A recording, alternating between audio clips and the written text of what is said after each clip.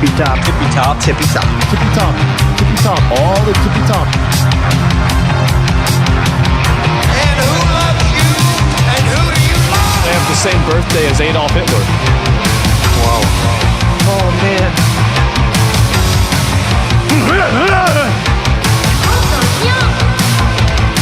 I'm the best. Wow, this is a freak show. That's hardcore. Pull her up, dude. We got a UAP, y'all. Live from the new kingdom. It's the Our Big Dumb Mouth podcast. Now, here's your hosts, Midnight Mike, Joe, and Rich. Spaceman.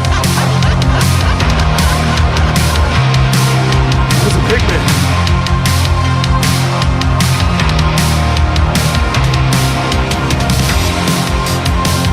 Hey everyone, welcome back to another fun-filled podcast adventure. Hooray! My name is Midnight Mike, and I am joined by Cretchit. He is over there on the screen, yes. I hate this place. Nothing works here.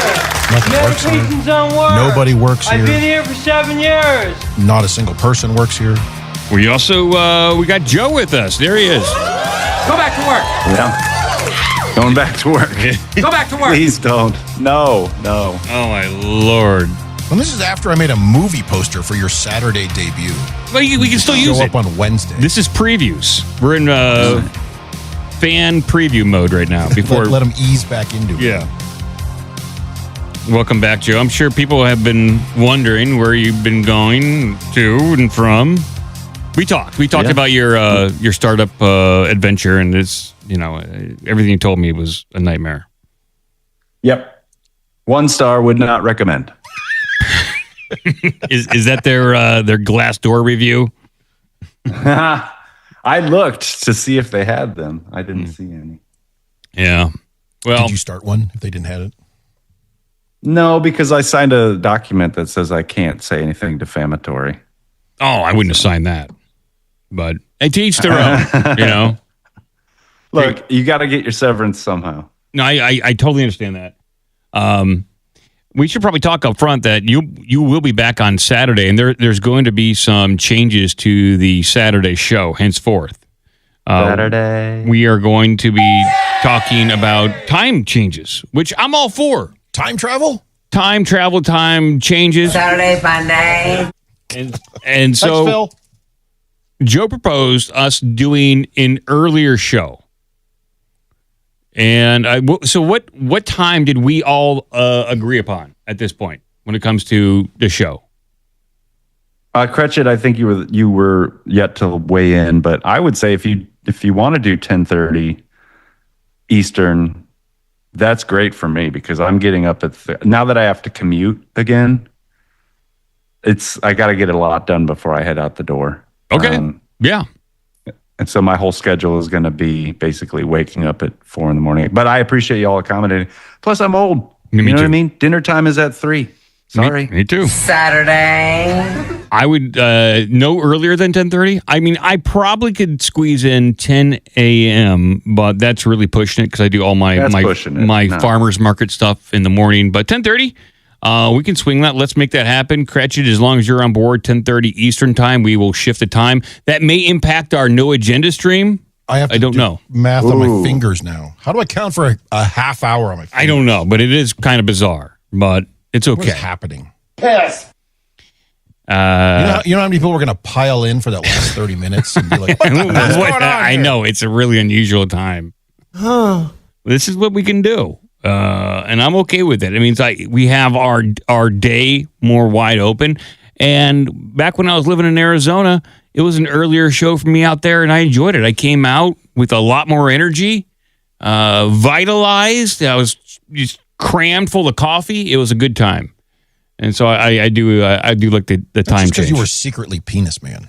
That is true. I was tagging things at night in Tempe, Arizona before they caught my lookalike. They didn't catch me. Things you can see from the highway. Yeah. Penis man.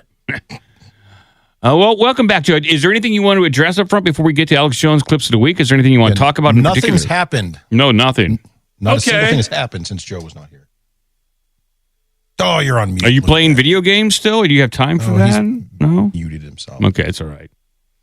Now he's fighting. I don't know how I ended up I like on the mute. creaming. I do like the creaming. Yeah, I pop on. I give myself one game a night. I'm trying to be disciplined here, so I'll play one game a night of Battlefield 6. Hell yeah, me too, man.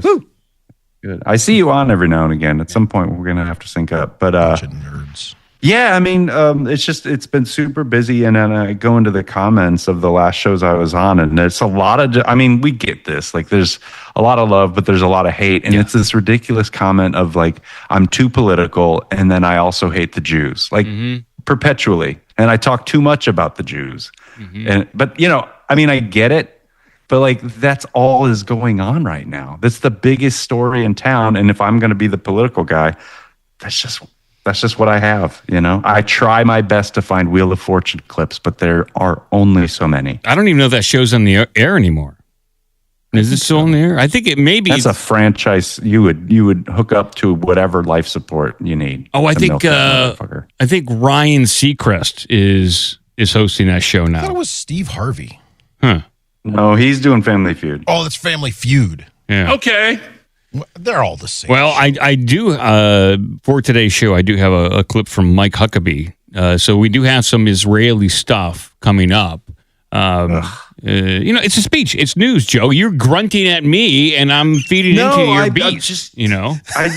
I'm grunting like a cosmic grunt because it's like you can't get away from it. Well, it's like it's part of it's like a fish in water. We don't know we're in water. That's what's there. It's certainly a hot political topic. There's been a recent sweep of some elections recently.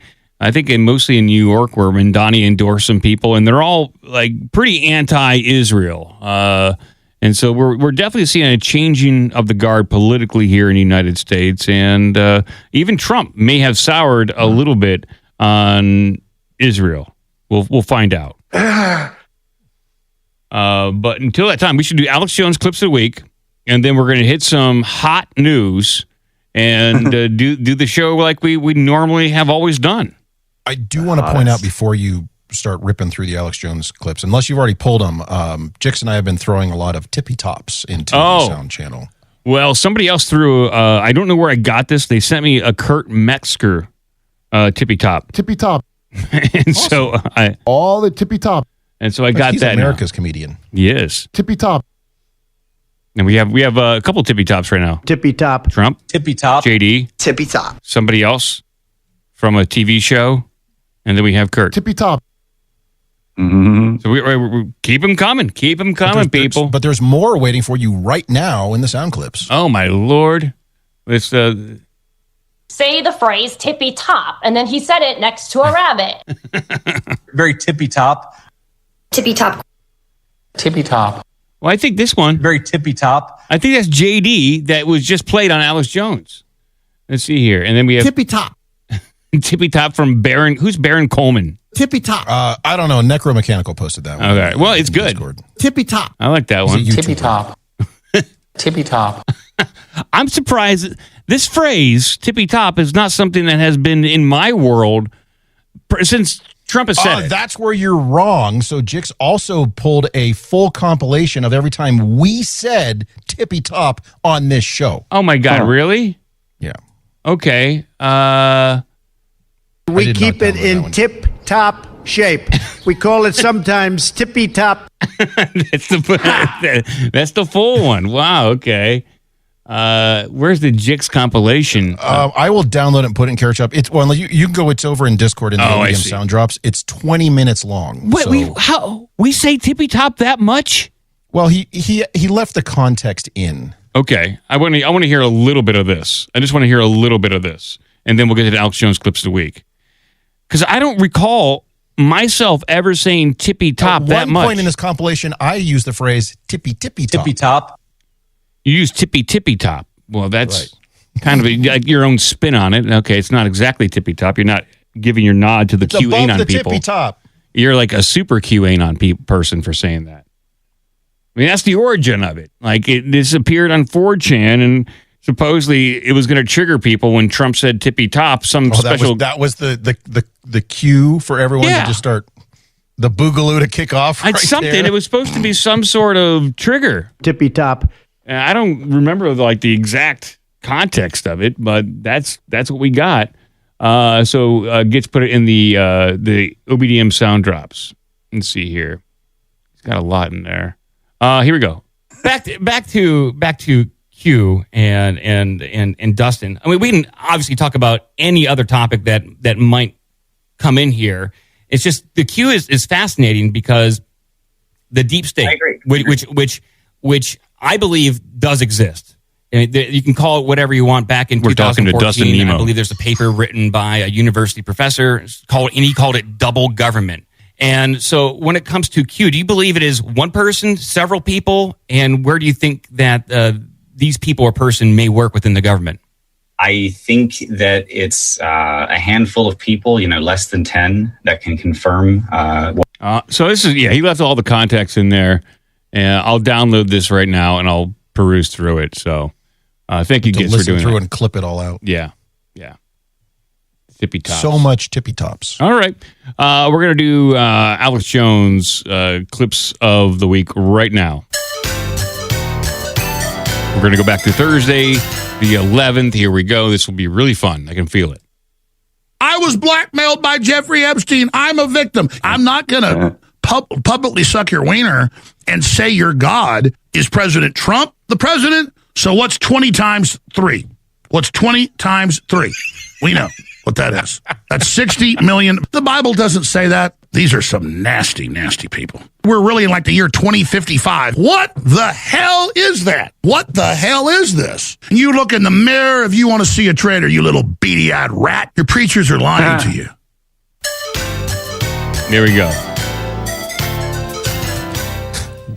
Some good ones in there. Solid ones, solid picks. Friday, here we go. Garbage avalanches, rivers of feces, people drinking feces water. God, it's trannies. Hold on, Bongino's talking. I love inflation. I don't care about any American's financial problems. I don't care about your Medicare and Medicaid. I think Kirk's alive. That doesn't look real to me. I think it was a squib. I think it was a stunt deal. I'm showing, I don't know acronyms. What's NEPO? What's that mean? Guys, anybody know what NEPO means? The Opie and Anthony Show. Why would you say that? Joe, have you been keeping up with the Charlie Kirk stuff? Dude, that was another one. People are like, ooh, it is so like intertwined with what's happening geopolitically as it pertains to the Jews, not the Jews, Israel and the Zionist project. It's 100% connected, and that in the child trafficking and the Pizzagate stuff. Like those of us who've been paying attention for a long time should understand that the Charlie Kirk assassination is inseparable from Pizzagate. Now, I can make it make sense if you got the time, but yeah, I'm following it, and it is nuts. I guess the most interesting thing that I heard recently was that the defense is not allowed to cross-examine one of the witnesses, which is very very interesting. Lance Twiggs. Oh, the defense can't cross-examine Lance Twiggs? Yeah, that's the lover, the furry lover, blah, blah, blah, who had the note under the keyboard that they took a picture of, so that's how they know what was on it. Like, it's so obscene how, like, stupid they think we are. It's crazy. Yeah, well. Oh, and by the way, there's all the evidence that shows that, what is it, Tyler Robinson, whatever the hell supposed shooter's name, he was already arraigned and in holding after his Discord messages started. Yeah, I've seen that. So he was actually in custody, and during that time, his Discord messages could have been sent. Now I've seen some dispute over that, like the documents may have been mislabeled. There might be some times, but regardless, there's some sort of anomaly there that's not lining up to their timeline. They're gonna have to explain that. I get one phone. I get 5 messages on Discord. I know my rights. They let him have his phone in the holding cell. Is that a barter system? You want a phone call? No, on Discord. I want to talk to my lawyer on Discord. Deal. Yeah. Those are the rules. Boy. All right. Let's move on. We got Monday here. Here we go. Having some flashbacks here, sorry. This was intense and long. Boom, boom, boom. Godzilla penis. I'm literally in love with this. It looks like Marilyn Monroe to me right now. I've never been sexually attracted to like a sports car. Kill the crackers, murder them all, kill their babies. Man, that is a big lady. She's got a plastic snake in her pants. That is a Oscar Mayer sausage popping around there, folks. The phone system just locked up. Never happened before in decades. Well, this is a newer phone system, so we had this a couple of years hasn't locked up. Why don't we pull some compilations of Michelle Obama's package? You're under arrest under the law, just so you know.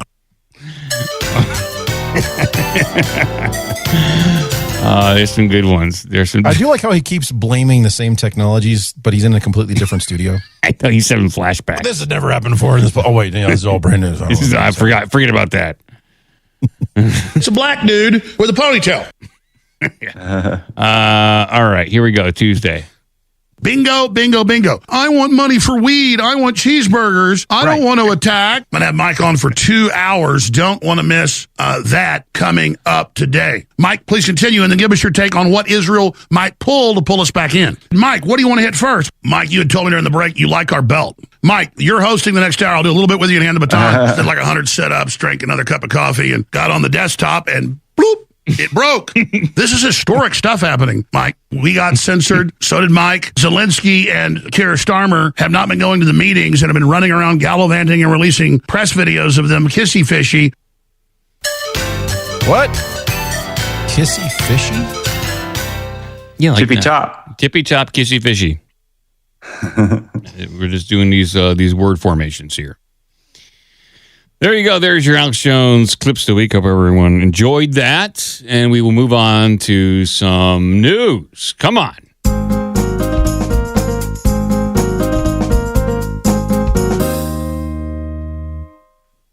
All right. I sent you guys all the links I got. And I have nothing but hot links up here. I'll start off with this first one. This is kind of geopolitical kind of UFO stuff. This is kind of weird. They don't know if this is new human technology that is unseen or some sort of weird alien technology. But yeah, this comes from thewarzone.com, which is a pretty reputable site. So here's the headline here. What was the jellyfish-like drone swarm that downed an F-15 pilot, reportedly saw over Iran? So if you remember back during the major conflict of Iran, I think there were 2 pilots that went down. This pilot is saying that when he got to the ground, that there was some sort of drone swarm that was over him, and he didn't know the origin of it. Was that one? Is this ours? Is this Iran's highly technical, highly capable jellyfish swarm that was over him, kind of maybe reporting on its position? I'll read a little bit of this and see what we can make of it. So here we go. This is many questions remain about the complex mission to rescue the crew of U.S. Air Force F-15E Strike Eagle that came down over Iran in April this past year and what led to it. Now, a reported testimony of the Strike Eagle pilot involved a report of describing jellyfish-like swarm of drones in the sky moments before they ejected from the stricken jet. Oh, I'm sorry. They saw it before they got out. According to a report from CNN, the pilot recounted seeing multiple Iranian drones hovering in the air, moving as one in a formation that resembles a jellyfish. The report is based on statements from our 4 unnamed sources said to be familiar with the matter. So this is interesting. I know they've speculated that Iran's drone capability technology is maybe a lot more advanced than they anticipated, but for a jellyfish kind of situation, that's a new configuration. These aren't quadcopters; these are jellyfish drones. Or are we just talking about balloons here? Is that the real thing? Yeah. I mean, anybody can launch a balloon, but to have them move in such a way that would draw the attention of a trained fighter pilot, that's a different issue. Balloon. Let's see. Needless to say, the veracity report should be treated with caution, especially bearing in mind the highly dynamic and confusing nature of the situation. However, CNN claims that the account was taken seriously enough to prompt debate within the United States intelligence community. It should be noted that the testimony relates to only the pilot and not the weapons systems officer. So I guess the guy in the back, Goose, he was in the back. Report suggests that during the post-incident debriefing, the F-15 pilot told intelligence officers that they saw multiple drones interconnected and moving as one with smaller drones below a bigger drone with legs. Real alien shit. That's what he says right here, real alien shit. Now, that's some pretty, if it was like human drones, that's some sort of like mesh network. We've seen, displays, drone displays on our side of the Atlantic here, but we don't know what Iran does and doesn't have. But he did say it was some real alien stuff here. Now, this is a pretty long report from the debrief, and maybe we discovered that they had some more advanced stuff over there, or this could be a loaner from China. Maybe China loaned some advanced technology to Iran. It was a demo. It was an eval unit. Maybe. Yeah. Well, they broke it. Try this out for 2 weeks. See what you think. So, I mean, there's the possible explanations here. It's a real drone swarm. They don't know exactly who it belongs to, but now it's a fairly major development militarily when it comes to what they're supposed to expect now over there in Iran. It could also be a drone screen or aerial trap. The war zone floats the idea that Iran might have placed drones en route where low-flying aircraft were expected, almost like a modern barrage balloon field that they would have to fly through. The aircraft could collide with these drones or cables, and that would destroy the aircraft. Or these could be U.S. and or Israeli drones. The war zone is also floating the idea that the pilot could have seen drones deployed by us in Israel and or Israeli forces, and they're just not telling the pilot that this is our stuff. Or it's just a misidentification. They leave room that this is just a decoy, a balloon, or it's nothing in particular. But apparently 4 people found it compelling enough to tell CNN about it, and CNN told us about it. And I suspect there might be something there, because CNN was also the one, they covered that the story of secret tech, the Havana Syndrome weapon purchased on the black market. And I think also CNN was one of the first news agencies to talk about the Venezuelan raid and how that went down, and the U.S. using sonic weapons to immobilize most of the Venezuelan troops before they were even able to get off a shot, using some sort of like super sound tech or something. So I don't know. I think if they're talking about it, this is probably ours, Gretchen, don't you think? Maybe, but Iran has been very effective in the last few months using functionally lower cost drones to do a lot of damage. And these aren't ones that you buy on Amazon. These are still, what, 15 or 20 grand, I think they estimate. Yeah, and some pretty cheap, expensive. Though. Not bad. But relatively inexpensive. So to your comment about could this be used as a defensive mechanism for aircraft flying through the area, I think absolutely. You get enough drones up there just flying around. I mean, he describes them as a jellyfish or moving strangely, but you've seen these same drone shows where you put LEDs on them, they change colors, they make all sorts of shapes. If you just had a swarm of them up there, a couple of hundred flying around, that could cause all sorts of problems for pilots. And keep in mind that, as a fighter bomber flying through that, he's moving at a great amount of speed. So all of a sudden, this thing comes out of nowhere. It's going to be hard to see. And suddenly you have a cloud of these things around you. You pull one of those into an engine intake and you're done. So that's all it takes. So I think it's completely possible and plausible that this is an Iranian thing. Oh, okay. There's nothing you described in that article is any sort of outlandish or unusual technology we haven't seen elsewhere. Now, to your point, could it also have been U.S. drones on a different mission, and they weren't, they were too compartmentalized. They didn't coordinate. They didn't have their battle commanders up there because remember, was it in the UAE? They had some, it was Bahrain. They had some AWACS planes were bombed, and, that's where your battle commanders are to coordinate all this traffic. They're literally up there, directing traffic. It's possible that these drones were on some other mission and this guy flew into them, sort of thing. So it's hard to say, or vice versa. As much as I would prefer it to be aliens, I don't think that it is. Aliens! I don't think so. I'd like that. I don't think that is. No, I don't think that's a play at all. I think these were interactions between drones and planes, and we're going to see this continue based on Iran doing a hell of a job over the last few months. I'm going to hand it to them for, because it was clear that Trump got tricked into this after Venezuela. Oh, you'll be in and out in 2 days. Netanyahu will help you out. And then, oh, shit. So, yeah. They tricked him. They fooled him. Well, remember, was it Rubio came out at one point and said we had to attack because Israel was going to attack? He did. That was one of the very first statements that came out. And then they buried that quick. Yeah, they didn't. They kind of forgot about that.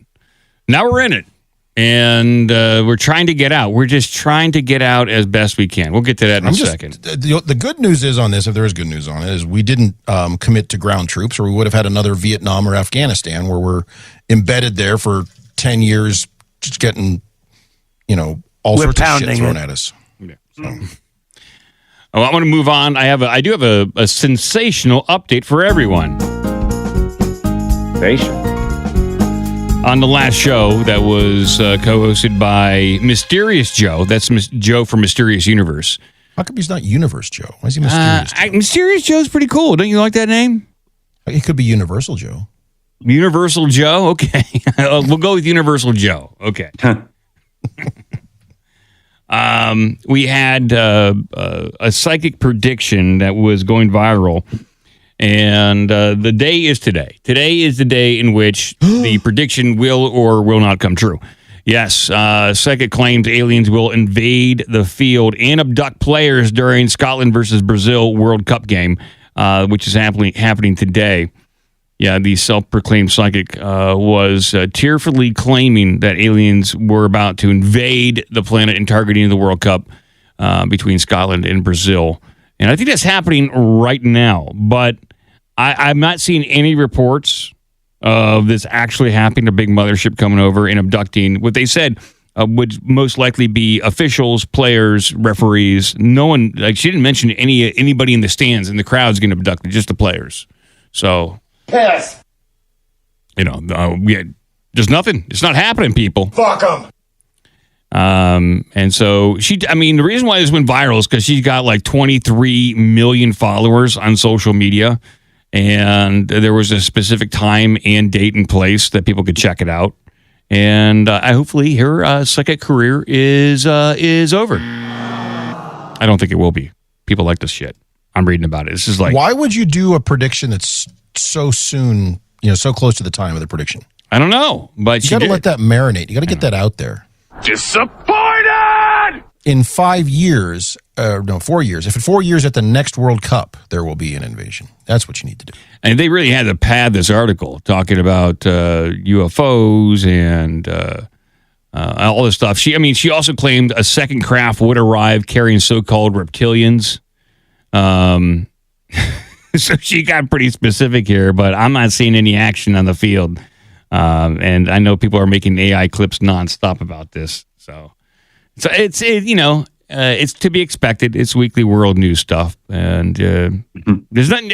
Were the players going to really forfeit the game if they legitimately thought they had a possibility? If there's a possibility of being abducted, do you think that these guys playing in the World Cup are going to forfeit a game? No, this is the World Cup. They're going to play through storms, alien abductions, fights. It doesn't matter. So it doesn't matter. So well, but not rain. Oh, they call the game for rain? Okay. Well, this, no one likes to be wet. They don't like to be wet. Okay. What else do I have on? I have my top news, and this is at the tippy top of my news. Tippy top. This is it. I have two clips from Huckabee. And he was speaking at the New Era for Israel. And the reason why this is brought to my attention is that my wife was just like looking for something to watch on Amazon. And they had like a live news feed on Amazon. And they were playing it. She's like, "Who's that?" So she clicked on it. But it was like, they don't often, at least on my Amazon, they don't often like shove live news feeds at us on there. I'm busy watching Star Trek. And so it was a bit of an abnormal thing to see. And she described it to me. I checked it out, and I was like, "Oh my Lord, that's bass player Mike Huckabee and U.S. ambassador. Let's check out what he's saying." And he said a lot of things. I'm going to play some of those things right now for everyone out there. I don't know whose side he's on. Well, I do know whose side he's on. And I'll play it. So this is how the speech began. There's just two clips. He's a little long-winded, but I'll play. Here we go. Well, I'm deeply grateful. I was a little afraid when you all stood. I thought you were leaving. The very first speech that I made when I arrived here as ambassador was to JNS a year and a half ago. So today, before I got here, I did something that I thought was very important. I checked President Trump's social media to make sure this was not my last speech in Israel. Maybe it will be. As you know, he typically fires jokes. people in the middle of the night by way of social media. So I wanted to make sure that there was a reason for me to come. I'm happy to report that so far, so good.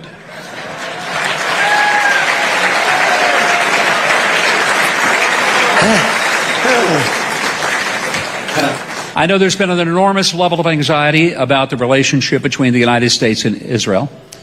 It's been one of those weeks where we're all reading things and saying, okay, yeah. Here's what I would just ask you to put in large print and underline it. Okay. I would say it this way. Thank you for your attention to this matter. He's killing, dude. He's killing. The one thing that the president has said as consistently as any man has ever said anything is that Iran will never have a nuclear weapon, that Iran will never have enriched uranium, that Iran is not going to be able to continue flowing its support to its proxies, Hezbollah, Hamas, and the Houthis, and that the United States and Israel have an unbreakable bond. We got a lot of milk. And it really is still true today. There is no world leader that the president speaks to more than he does Prime Minister Netanyahu. Theirs is a relationship that is not just as two statesmen. So that's the beginning of it. I'll fast forward to where he gets to the real kind of like policy statements, and I was like, I'm really surprised that a U.S. ambassador would be saying these things. It seems a little uncalled for. Of course, I'm not that familiar with what speeches ambassadors give. This is the first one I can say I watched, and so I don't know if this falls in line with typical ambassador speeches. I don't know. Correct me if I'm wrong, people. This seems out of line, but maybe it's completely normal. I noticed when I started, there is a lady over here on the side, and she has a sign, and it says "Stop." And in her other hand, there is a sword. Drop and roll. I know what the sign means, and I think I know what the sword means. And with that, I will say thank you, God bless you, and God bless the state of Israel.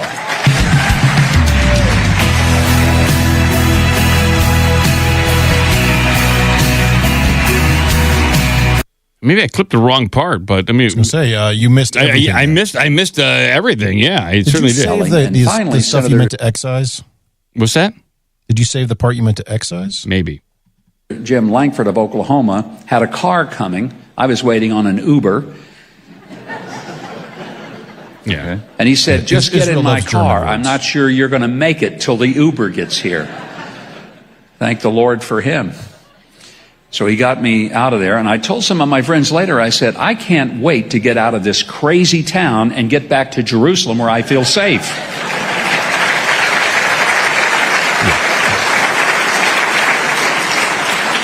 Now, the interesting thing is, they did what you did. They laughed and they thought it was a punchline. I said, I'm not kidding. I really am anxious to get out of this crazy town and get back to Jerusalem because I feel safe there. And I do. And I'm grateful to live in this remarkable city and to have the opportunity to represent the United States of America. And I've watched, and I know there's anxiety, but folks, I have watched last year in the 12-day war when everyone wondered, what will the president do? Will he engage? And then on that Saturday night when the B-2 bombers roared from the U.S. all the way to Fordow and nuclear deposits and laid down bombs the likes of which the world had not seen, we know what he would do. Earlier this year, when it became apparent that the Iranians were intent on rebuilding their nuclear capacity and continuing what has been a 47-year threat against us. When I say us, I mean you and the United States. It's always been death to Israel, death to America. I was married with children in 19... Yeah, I'm sorry. I must have clipped the wrong part, and Which part are you looking for? I'll see if I can find it. Well, he was talking. It really did feel like policy statements and about what the United States will and won't do. And I was kind of taken aback. Freedom and the sanctity of the individual was founded because of an undeniable notion. They got it all the way back to this very city in Jerusalem. They got it clearly from the time of an unbroken history of the Jewish people having been connected to God and being a light to the world. And I want there to be no misunderstanding. Americans, whether they understand it or not, need to be grateful to God for the Jewish people and the foundation upon which freedom and the sanctity of the individual was founded, because that is what separates our values from the values of totalitarianism and dictatorship. I want no part of that. I like freedom, and the heart, the soul, and the genesis of that came from right here in this land. Let us never be apologetic for it.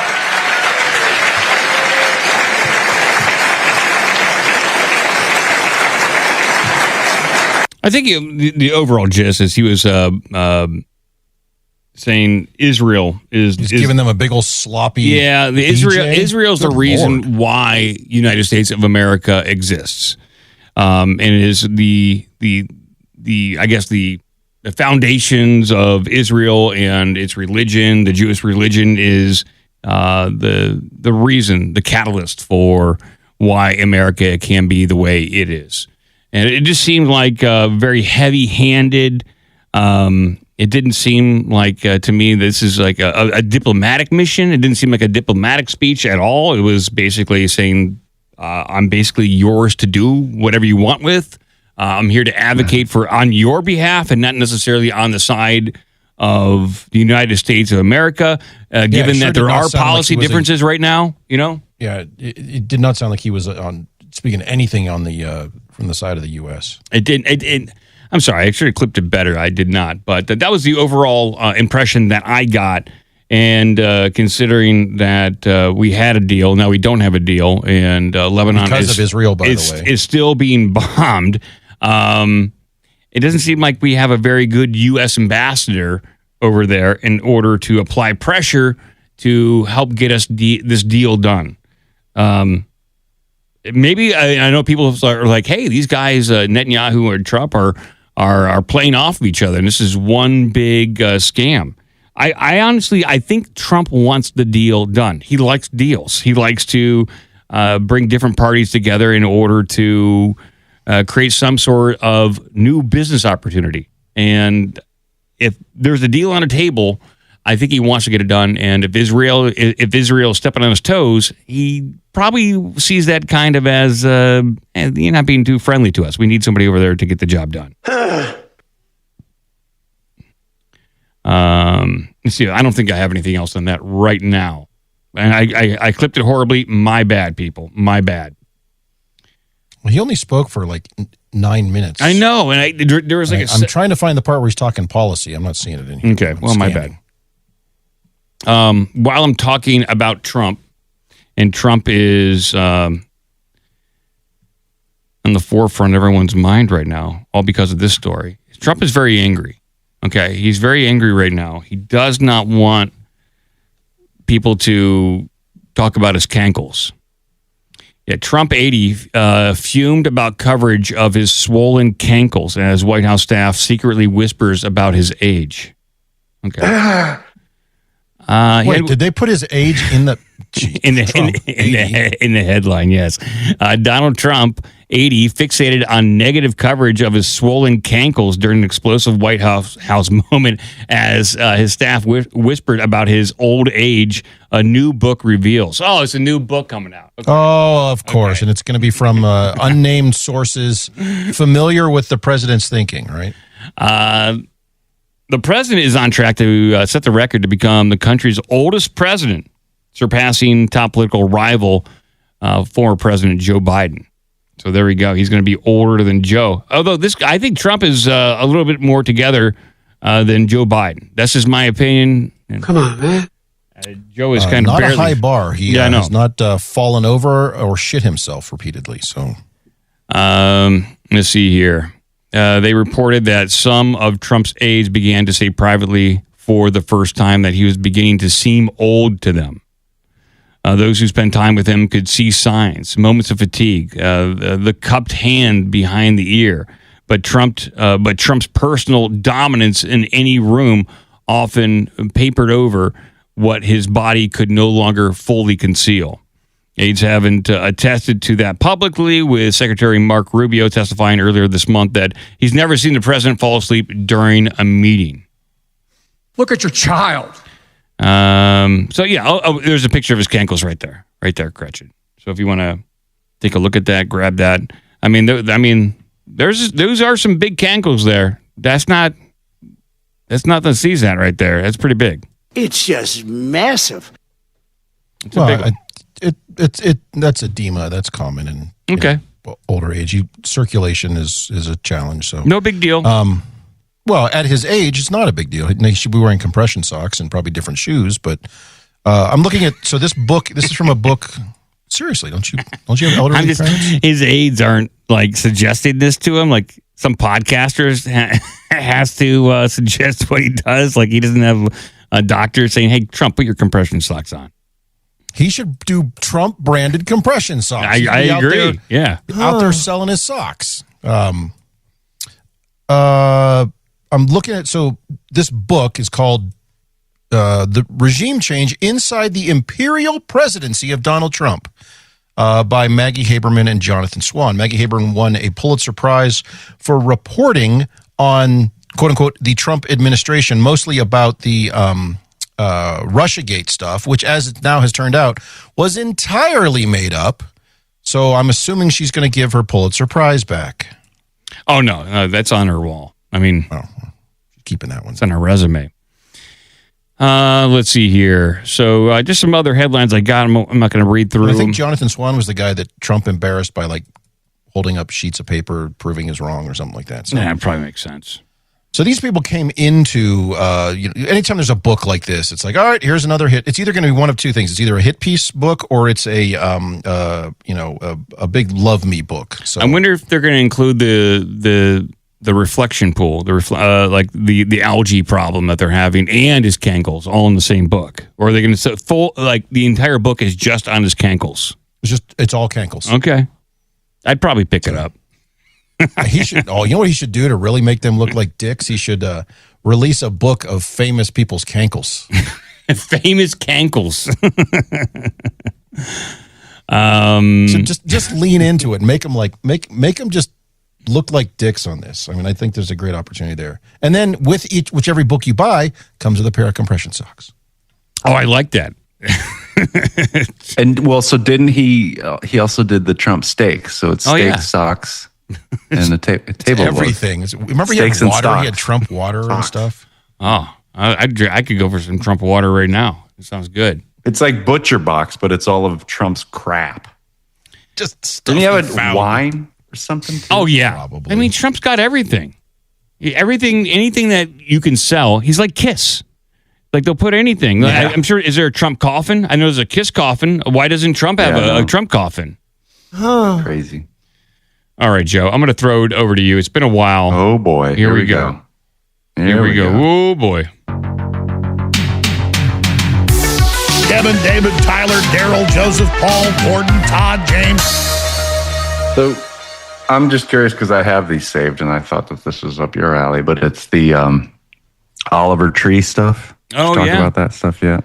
I haven't talked. I talked about it a little bit on doom scrolling. I wasn't familiar with this gentleman, and I looked into him a little bit. He seems like at least he was a talented guy, but he was talking about some he's weird one stuff. of these flat Earth explorers, and apparently, I think this is all drummed up stuff to, it's like you kill someone and then they become more famous, and this I have no recollection of this person even being in the conspiracy community. So he wasn't. I saw an interview with him, and he claimed that he lost a good chunk of his money with Bernie Madoff. But I thought, this guy got wealthy long after Bernie Madoff went to prison. And so I don't know what to believe with this guy. He looks like, I don't even know if he was like an adult when Bernie Madoff. Yeah. He was very young. I was like, and the interviewer didn't know anything about Bernie Madoff and what this guy was up to. And it's like, I questioned him on that. It's like, you were 10 when Bernie Madoff was doing this shenanigans.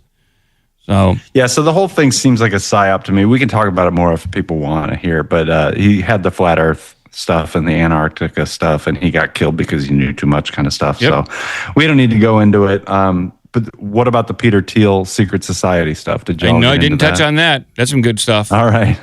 Well, the I Can't Even people who do these really great AI videos, they got into this. And the Peter Thiel thing was really weird. It's like this Bohemian Grove for the current era, I suppose. Yeah, it's like it's like a reboot, Yeah. For a new generation. And I think I heard that Josh Brolin went there, and he was like, "What is this? What am I doing here?" Yeah. Here we go. Bring this up on screen. Here we go. Welcome, everybody, to Dialogue 2026, where we recruit global and emerging leaders who can help implement the plans we develop. So you all should have been given little bells, so just give them a ring, and our resident fluffer, JGL, will stop by to fluff you up. Please. He means Joseph Gordon none of that Bobbitt, yet. I think. No sucking or fucking until we get through some housekeeping. So we're adjusting the schedule a bit. We're going to do Surviving World War III at lunch. That way we'll have more time for Q&A after How to Start a Cult. You guys are actually not going to want to miss that one. We got the guy from Roblox who's going to show us how to get devoted followers willing to do anything for you. It's completely under the radar. We know how important your public image is. Because if people found out you were here, they'd probably tie you up and torture you, and not in a good way. That reminds me, nipple clamps. You'll find them in all the bathrooms. I know we ran out last year and it was causing some problems. Welcome, everybody. Seems about right on, It'd be like a nerd running a secret society. That sounds right to me. It's about right. Yeah, I don't know the dynamic, like who was invited on this secret society, I guess, big weekend, but I could know like the specifics of it. Like somebody has to spill the beans eventually. Yeah. So then in that video, for people watching or for people listening rather, there's all these people. You got Betson, you've got like all the, Larry Fink or whatever. It's like all the big muckety mucks who are running the world, basically. But I also saw Tulsi. Yeah, that's there you go. That's exactly where I wanted to go. So a lot of people were dragging her because she was brought in to, do the Russiagate thing and do the Fauci thing and do all this justice stuff. And she was the one who was all anti-war. And why didn't she do anything to stop all this? So she showed up at a Turning Point event, and that's where shit goes down, apparently. Even after Charlie Kirk. But listen to what she says here, because I tend to believe her. I tend to think that, well, just listen. Okay.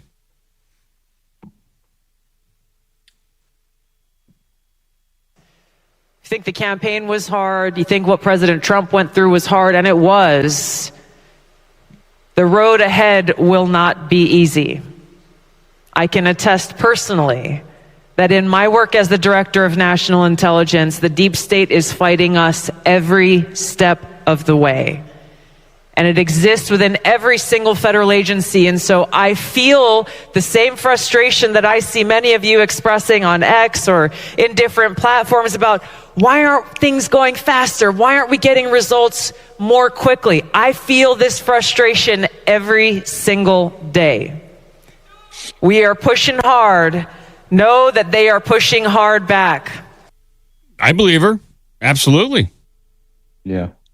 Well, and this is the whole thing where, a lot of the reactionary folks, and I would count myself maybe among them, but Bongino and Kash Patel getting in there when they were all, they had so much to say about we need to do the Epstein thing, we need to turn over the January 6th thing, blah, blah, blah. And then they get in there, and it's just like anybody. It's like, wait, what happened to that? Donald Trump, mass deportations, all this stuff. Something happens. I mean, this goes back to Bill Hicks, as far back as that. They bring you in the room, they show you an angle of the JFK assassination that no one's ever seen before, and they ask any questions. And this is the kind of thing that you're like, there must be something. There must be something very much like that. And so I do think that if anything, Tulsi had the best intention. So we have pinpointed what these people look like. They are men with man buns. That's the only description. I'm serious. This is what they're told. So all the big secrets are gatekept by men with man buns, according to Tim Burchett. That's who talked to him about secret stuff, and I'm sure that's crazy. It's a weird description, but now those are the gatekeepers for the deep state. As far as I'm concerned, that's what they look like. You'd like to think that. It would make things more fun. Well, before I dust off all my anti-Semitism, okay, and I forgot to mention this at the show when you opened up the floor so kindly to me, but we did see He-Man today. Oh, Have you really? seen it yet? No, I would be interested to hear your review. So I grew up with He-Man. You grew up with He-Man. Yeah. This is, I'm a young man. I'm not even a young man. I'm a boy, like, I don't know, 5, 6-ish. I just start going to school, and I remember the bus ride prevented me from seeing He-Man, but I didn't know how TV worked, and I thought, well, I'll just turn the TV on, and it was almost like I had a DVR in my head, and I was like, if I turn it on at 4, He-Man will be on at 4. You know what I mean? And I was like, but no, it was already on, and you missed it, and I was like very disappointed by this. But I loved He-Man. Me too. And all those cartoons. And I think He-Man made me gay, actually, because all those dudes were ripped. They were huge. So I blame that cartoon exclusively for all the, debauchery I've been into my whole life. But the movie itself is kind of like the Barbie movie, which I liked. It was well written, kind of campy. Yeah, huh? It was well written. Yeah, it doesn't take itself seriously, and I would say the same thing for the He-Man movie. It's like it's a wink and a nod. It's giving you everything you loved about He-Man, like this generation, my generation. And it really felt like by the end of the movie, I was like remembering playing Gauntlet in the arcade games and all the, it brought back the feels. And I would highly recommend, if people grew up with He-Man and liked He-Man, I mean, I think it's an Amazon movie, so it's probably even on Amazon, but I thoroughly enjoyed it. I want to see it. I was skeptical. I wasn't sure what to. I mean, I only have so many times that I can see a movie during the summer. I chose Disclosure Day. I should have chose He-Man. Yeah, I want to see Disclosure Day. That was the second one where you shouldn't do it. I love it. No, I think you should definitely wait for streaming on that one. It doesn't require a theater. There's no like big experience. There's some cool car chases, but you could have seen Tango and Cash had better car chases. Okay, so go watch that movie and better aliens apparently. Yeah, and a better message at the end of friendship matters. And had two dudes naked in the shower, so there's that. Yeah, that's great too. Yeah, did it have that? I love it. Of course, Kurt Russell, Sylvester Stallone in prison. You know, I don't have to say anything more. All right, you might. I don't know. No, don't please. But yeah, there's a sport like there's a character that doesn't show up throughout the whole movie, but does show up at the end as your sort of Easter egg. It's not really Easter egg. It just goes straight into it. But it's very satisfactory. Whatever. Satisfying Yeah. feeling. Yes.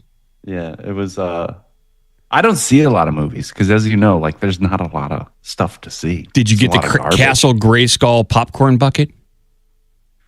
I didn't know there was one. Oh, yeah, absolutely. At my AMC theater, if you paid $50, you could get the Castle Grayskull, I guess mold, and then you just throw all the popcorn in there, and you're set for the entire movie. Dang. Yeah. Dang. I should have. I love it. No, it was good.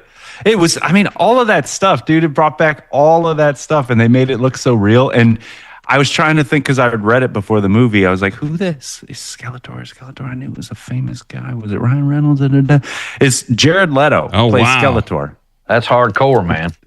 Which I thought was hilarious because he's kind of a looker. He's known for being a looker. He's a pretty boy. And then they took his face away and put a big old. And it's so cool to see. It's really, really well done. Now I want to see it in the theaters. No, but I can't. I'm going to see The Odyssey next. That's it. I'll have to wait till... I kind of want to see that too. Yeah. Yeah, regardless of the poor casting, I'm going to support the story. I like the legend. I like the myth. All right. Well, it's been... Chad Wonderland is saying bring on the anti-Semitism already. Okay. So, Yes.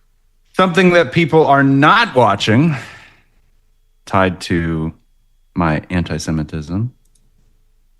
And Godspeed Tulsi putting out that Fauci stuff. It's like, here, world, everything you thought about him, those people who were anti-Fauci and getting hate and unfriended, like, here you go. It was all true. You were right. I can't do anything about it, but here it is. Are we going to see? Cool. Are we going to see movement on it? Right. They arrested like 5 people for the pool thing in DC, but no Epstein arrests. So there you go. All right. I see you got a clip ready for me. It's not really a clip. It's kind of a story in the threads on Twitter. Cool. On X. Let's check it out. You just read the reaction. Somebody posted a picture, and then you got other people coming down like, "Oh shit, he's right." The Daily Wire is officially dead. Holy S. Okay. 7 people watching the Daily Wire? 7 people watching. Holy crap. That's insane. I know. And so the next post is, you're just a hater. That was the start of live. Now it's 18. And it legit is 18. Maybe I mean, 4? I know you could Photoshop this stuff. Yeah, you can. But I believe it. I do believe it. Because no one likes these people. Okay. Scroll down. Now there's 18. They just made it private while Ben Shapiro was talking about the reflecting pool. I guess they saw the comments in YouTube Live. Yeah. I used to like, and then it goes on to say, I used to like Walsh. Yeah, me too. And Knowles. But the fact that they are sticking around and not trying to fade away from a Daily Wire just tells you their characters. Well, they're getting paid a good chunk of change. I get it. If I was getting paid a $500,000 a year, I might stick around at a job I didn't really like too. So, wait, they make $500,000 a year to do a podcast? I'm assuming that's what they're making. Damn, it's a network. It's I'm not all just in for Israel now. Jim, where's my money? Yeah. Right? I mean, I think for a certain amount of money, I'd be like, wait a minute, I was totally wrong about this. But somebody better give me some money. And I'll just say that certain amount of money is lower than you think. Shapiro is like, he hanging on to the coattails of everybody who is actually have viewership, and he pretends like he's relevant. So here's just a quick clip, just to hear his voice. It's I forget his amazing voice. You're right. We haven't heard his voice. How did he last this long? Yeah. Yeah, we forgot about his amazing voice. All right. Let me bring him up. All right, here we go. It's kind of strange that now is the moment that Tucker picks, but I guess that speaks to his principles and not really to the Republican Party. But here's the thing about Tucker Carlson. Tucker Carlson's political views have moved all over the map. If you watch Tucker Carlson in 1999, he is condemning Tucker Carlson in 2026. If you watch Tucker Carlson in 2004, 2005, he is just a normie Republican. And if you watch Tucker Carlson today, he's a wild-eyed conspiracy theorist with a lot of thoughts about the Jews. So I'm pretty sure that it's not about the Republican Party moving away from Tucker Carlson. I'm pretty sure it's about Tucker Carlson moving away from the Republican Party. Again, he has spent the last few months since Charlie Kirk's murder fulminating over whether, in fact, the nefarious Jews were involved, the hummus eaters, and having on every anti-Semite he can find on his program, and theorizing that the president of the United States is run by Israel, and also suggesting, of course, that some of the world's most extraordinary leftists, like Graham Plattner and Zohar Mamdani, are all totally fine. So I'm not sure where the space is for you inside the Republican Party. So Let's go to the next one, because he's irrelevant. Right? Like, what is he saying? Like, he's saying that Tucker is able to change his views. He's not so solid in his ideology that he can't be shaken. He continues to apologize for his takes on Iraq and the war in the Middle East after 9/11 because he was super hawkish on it. And he reflects and goes, man, I was totally wrong about that, but I was swimming in this ecosystem of people who all felt and thought the same way.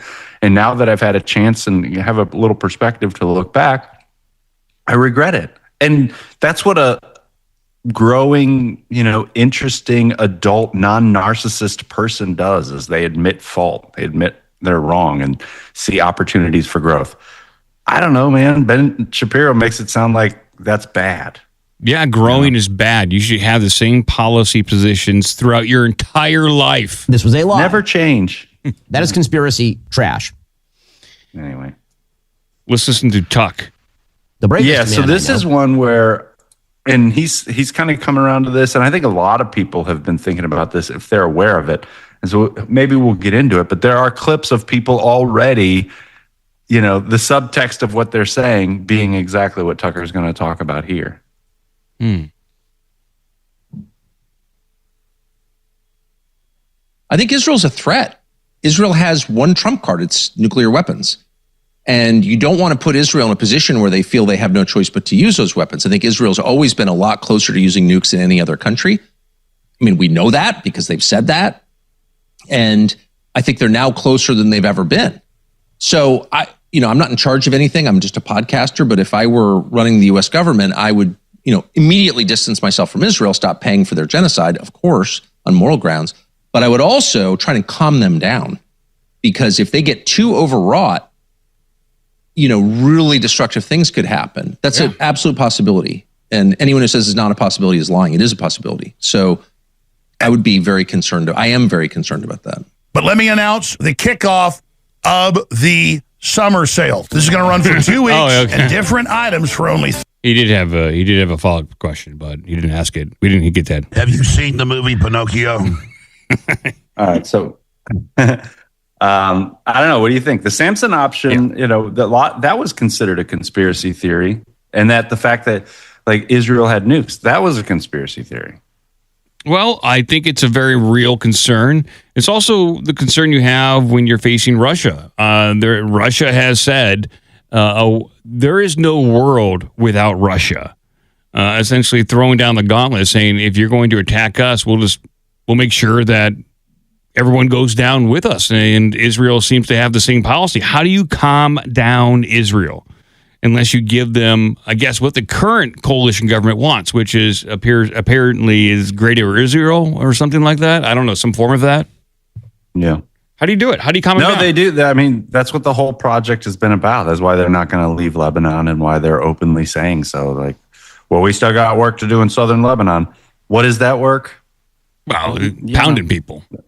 It's just pounding. Maybe one of the ways of calming them down is by including Israel and the Mossad in our NDAA, guaranteeing that they'll have access to our intelligence and possible military funding, regardless of what Congress does. Right, and so you go into Ben Shapiro's clip, and you people believe Israel runs the government. I don't know, man. We're not putting, Timbuktu in our NDAA so we can share. I mean, I know they don't have the sophisticated stuff, but we could put Singapore or Taiwan or some of these other places or the chip manufacturing countries. Why wouldn't we share technology? No, it's got to be Israel because it's tied to the military industrial complex and killing people, which is apparent. I don't know how that's anybody's favorite thing to do, but it's theirs. Apparently. What do you got over here from... So we'll have the clip, but Glenn Green, this whole thing. As soon as they started getting to what appeared to be a deal, that this Iran, excursion was maybe going to wind down, everybody, like the Ben Shapiros of the world, the Mark Levins of the world, started shitting their pants and making threats. And Laura Loomer, who has she's not a very sophisticated person when it comes to, spreading the message. Again, some people are very ham-fisted about their intent, and some people can kind of be vague about it. This one's going around. This is Glenn Greenwald saying, everyone understandably gets a bit nervous when an agent of Israel starts predicting a major mass casualty terrorist attack on American soil just a few days after the American president announces a deal that enrages all of Israel. And this is what Laura Loomer says. Soon there will be a massive Islamic terror attack in America, and the perpetrators will likely have financial ties to podcasters and those who are sowing discord for foreign nations in America. So they're just basically saying Tucker at this point, right? I'm assuming that's what they mean here. It's Tucker, it's Candace, it's Megyn Kelly, it's Marjorie Taylor Greene, it's Thomas Massey, it's all those people. Penis man. It's Young Turks, it's Anna Kasparian, it's, I predict there will be many casualties, and only then will it maybe set in that people have been conned into supporting a terrorist psyop to distract you from the threat of Islam, while the enemy plotted to destroy the country from within with botted conspiracy theories. It will likely be 10 times worse than 9/11. That's crazy. But when the chips are 911? I guess 10 times. Yeah, it'd be 900 and 910 9110. 91,114. Nerds. If this does happen, make it a shirt that says that. And I think, unfortunately, it's in the realm of possibility, because when the chips are down, and Israel feels as though their back is up against the wall, they're going to lose funding. They're seeing a lot of, like I said, elections happen in America where people are not rah Israel anymore. They're going to feel as though we have a few years left to do what we got to do.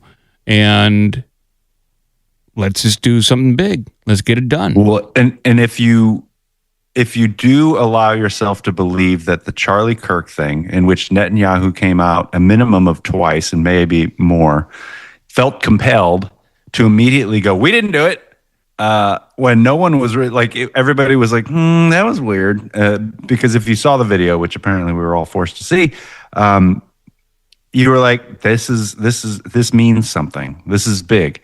But if you do take the position or are entertaining the fact that it could be, a part of the story, that Charlie Kirk led the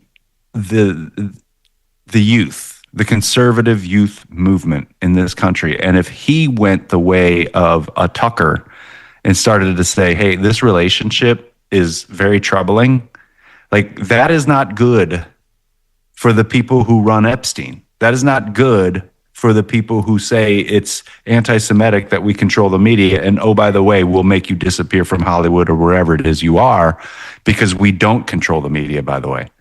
It's like So they do themselves these disservices, but I think in that, in that swirl of what seems unrelated, you start to realize like, oh, but it is all related. Like Monica Lewinsky and the tapped phone lines. And why don't you just, let Jonathan Pollard go?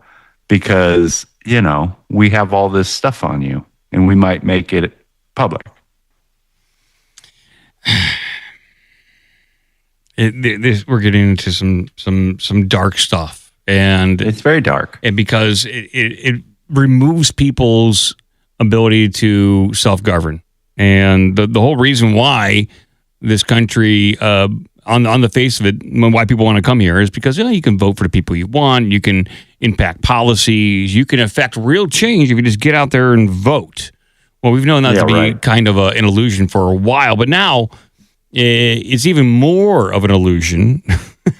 And when a certain person or country doesn't get what they want, they'll stop at nothing to attain it. And I don't know if everyone in Israel feels this way. I have no idea.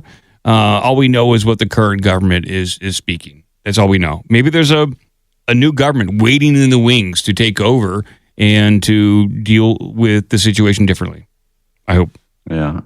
I think there is some of that, but I also tend to think that the Tucker and what you just said is very real. Like, you back people into a corner, people get desperate, hold on to power, and this is Netanyahu's life project has been to like destroy Iran or whatever. So he's going to feel like a real failure. He'll do about anything to make sure that this happens. I agree. And that's exactly what is most terrifying here. Yeah. But Julian Dory, he's not our generation. He's one of those younger people. He's, he commands an audience of people that probably intertwine with Charlie Kirk's audience. And this is how he was reacting to Laura Loomer. And I find it refreshing. Okay. Let's look. Another troubling Instagram clip. I apologize. All right. Here we go. Got it. I usually don't address this guy because he's extremely weird and has serious psychological problems and everything. But again, I believe in free speech. Everyone should be platformed. But by the way, this was guy he's referring talking to about having Elon ban the account Track AIPAC, which simply puts out pictures of U.S. politicians and the amount that through public information AIPAC or AIPAC-related groups have donated to them. But what he tweeted out this week, this is from @LauraLuma on Twitter. Soon there will be a massive Islamic terror attack in America, and the perpetrators will likely have financial ties to podcasters and those who are sowing discord for foreign nations in America. I predict there will be many casualties, and only then will it maybe set in that people have been conned into supporting a terrorist psyop to distract you from the threat of Islam, while the enemy plotted to destroy our country from within with botted conspiracy theories. It will likely be 10 times worse than 9/11. And I quoted this and said, it's the way this guy clearly wants an attack to happen that pisses me off more than anything. Read that tone, and then also watch him talk on his shows. And I'm saying that all tongue in cheek. This is Laura Loomer. She's a chick, obviously, but she doesn't look like one. But watch how she talks about everything to properly gender her or whatever, and tell me that she is not sitting there seething, frothing at the mouth, rooting for that to happen. These are not nice things to put out into the atmosphere, because she gets to sit behind a keyboard while predicting things and hoping for things where real people in the world will die, and fuck people that do shit like that. Yeah, I mean, he seems like he's a nice young man trying to grasp what's going on with this world, and yes, unfortunate. Yeah. So he's not the only one recognizing some of this, and Loomer's not the only one saying stuff like this. I had it somewhere, but I didn't bring it out. But there was another guy who posted on X, I think maybe America needs another 9/11. It's that is a really crazy way to say you don't like the Iran Memorandum of Understanding. That is the worst take from the attempt to end war. Yeah. You know what I mean? So we're about to end the war and open up the economy again, and people will stop dying, and America will stop bombing, girls' schools, and we can maybe get past this, and maybe America needs another. That's the natural way to respond. Sure. Not peace. Like, oh my God, are you saying peace might be around the corner? We should do a 9/11. I mean, we won't do it because we didn't do it. We didn't shoot Charlie Kirk. We didn't do 9/11. We didn't do anything. Didn't do anything. They're the original Dindies. That would be something. Where would it take place?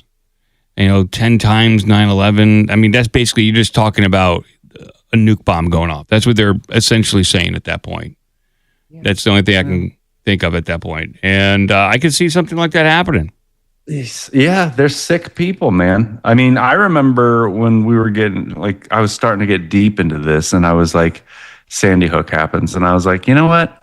For as brutal and demonic as the Israeli military, not the Jews, but the Zionist faction is, like, I could see them, like, if people are really dying, if kids are really getting killed, I could see those people being a part of that. Now, I don't know where I stand on it today, but I still kind of lean towards it didn't happen at all, personally. I don't have a bajillion dollars, so don't sue me. But I remember thinking, like, their brutality would allow them to do something like that, because look what they did in Palestine. They've got tents. That's all they can live in anymore. Like, their entire country, or whatever it isn't or is gone. It's leveled. It's a parking lot. And if you look at pictures before and after, fuck you, Dave Rubin, there was an actual city there. And now they're bombing Beirut, which is a place where teenagers go out and, have sex in cars and shit. Like, this is not, cave monkeys, fucking goats and shit. These are people who go to school. They post on Instagram. You know what I mean? Like, they're just killing. I'm not like, I don't like the policy of the Islamic religion going and moving into Western areas. I don't like Israel doing this. I don't want to be a part of it all. But unfortunately, we're dragged into this situation to where the United States government has to make these policy decisions or tie their flag to one country or another, and it's not working out. It isn't. We're being dragged. Seriously, yeah. It's like, just walk away. Like, you know what? You do you, boo. Yeah. If you start fucking with us and our people, and we'll take care of it. But if you want to start murdering and killing people, it's already clear that Iran has enough missiles and military technology that Israel ain't shit without, it's so cliche, but it's like the little dude at the bar talking smack, who's got a friend who's guaranteed to step in when he runs his mouth a little too far. Yep. And at some point, that guy has to go home. Well, here is, you want me to play this clip of Teddy? Yeah, because Ted Cruz was on with Tucker and was humiliated recently because, I mean, you could go watch the clips, but like, he's one of these Zionists like Huckabee you played earlier. It's like, what is driving this? Like, you don't even know. Like, how does it really benefit the United States? Really? Yeah. And it's not, they're saying it's like basically the war on terror, but we've been doing that. And what else is there? Like, how is this really helping us? And it's not, it hasn't been articulated to me in the right way. Maybe Ted Cruz will enlighten me here. I don't know. I just haven't thought about it enough. Yeah. California. Well, Sean, as we sit here right now tonight, the threat of terrorist attack is higher now than it has been in decades. And there are two causes of it. Number one, we had 4 years under Joe Biden of open borders. We had 12 million people flood across the border, basically an open invitation to every terrorist, every Hamas and Hezbollah and IRGC terrorist, come to America. California. Okay, all right. So they're blaming Biden for the setup on this one. Okay. Okay, I can see that. Remember, Sean Hannity was one of the biggest mouthpieces for Iraq. Like, you don't want to cut and run. Remember that? Oh, yeah. I mean, the whole 2007, 2008 campaign, McCain versus Obama, that was basically a referendum on getting us out of there. And we didn't. we didn't So get. then here's Satan incarnate. Oh boy. I'm gonna listen to what this asshole has to say. Okay, let's see. This is Benny. Let's see here. Also wrote The Lessons of History, very brief, 100-page book, in which he said, well, history proves that, unfortunately and unhappily, Jesus Christ has no advantage over Genghis Khan. Because if you are strong enough, ruthless enough, powerful enough, evil will overcome good. Aggression will overcome moderation. So you have no choice. If you look at the world as it is today, you have to be blind not to see that the democracies led by the United States have to reassert their will to defend themselves and to oppose their enemies in time while there's still time, before the jarring gong of danger wakes them up and wakes them up too late. This is where we are now. The fact that people don't see that, the fact that a lot of the news media are harking on a lot of fake news, but also a lot of short-sightedness, and do not see the historic period and the historic struggle that we are engaged in now, doesn't obviate these truths. All right. Well, he's really trying to talk us into this one. Well, so, and let's see, there was this clip, and I had it up, but then I think I took it down. Here's so we may have played this on the show before, but this is the long memory of whatever, the tribe, the diaspora, this history, and Sean Ryan show. He's said this multiple times. There's a compilation of him and Huckabee all saying kind of similar things. And it's all part of this, evangelical desire to, whatever, Jesus is going to come back and we're all going to have a big old shindig or something. Well, that's no good. Says you. Oh, I guess so. Have you seen this clip of Netanyahu talking about Rome where he says, we won't lose this time? We want to know what you're reading now. It's a book by a historian by the name of Barry Strauss. It's called The Jews Against Rome. What made you pick it up? Well, we lost that one. I think we have to win the next one. A lot of speculation is saying that the United States is the new Rome. We're Rome, yeah. So historically, there's some religious texts that mention Rome, the powers in the West, and they use Rome. That doesn't mean they mean Rome in Italy. What Rome was at the time, we are today. We're the empire that has the greatest amount of power in the world. Have you seen the... Yep, I mean, I can see it. Totally. I get it. Everyone wants to conquer us. We are the empire. I get it. Yeah. Yeah, I mean... We're barely hanging on. Barely. Yeah, and I got all this stuff. I mean, I can go to the dumber stuff or the darker stuff. Or I don't want to step on Cratchit's dick here. Huh. By the way, we have breaking news, Joe. What's up? Damon Zex is dead. Oh my God! Yeah. Blast from the past. What happened there? It's only I don't know yet. I just got some independent confirmation. No word. Oh, it only really people only know Damon Zex if you lived in Columbus and watched public access cable. He did weird, creepy stuff on public access, and he was basically a meme, a viral guy around Columbus, and he's gone now. He was only like, I don't know, 10, 15 years older than us, Joe. So I mean, yeah, he was a weird dude, but he was a very avant-garde artist. The times I met him, he was really nice, and so it's unfortunate. We give you a salute. Piss off there. Damon Zex. Piss off salute. Piss off salute. Piss. Yeah, I mean, it was that was back when Alex Jones was still on Access TV. Yeah, correct. Public access. That was a whole thing. Big deal. That was before YouTube. To see weird content, you had to go public access. And if you were on public access, you meant something. Now it's like any. Now we're on public access. We're the public access of today. TikTokers, dancing next to the candy aisle at Walmart and all this shit. You want to play this? Let's go to the dark way, and this will be the last one. I'll stop. Go to the dark times. So this is the one I think.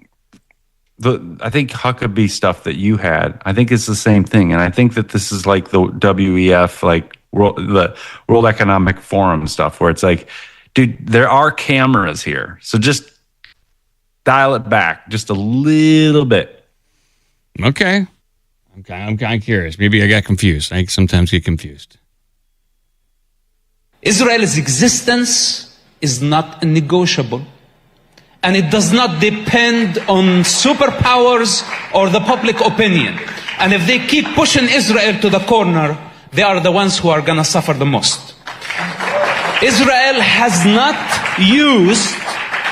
hasn't used everything that it has. And Israel, on a purpose, did not expose the advanced weapons that it has for a very important reason. We don't want the enemy to know what we are having. And now, at this point, we're just playing around. So, this is the clear message to those who think that they can annihilate Israel. Behind Israel is existence, is the creator.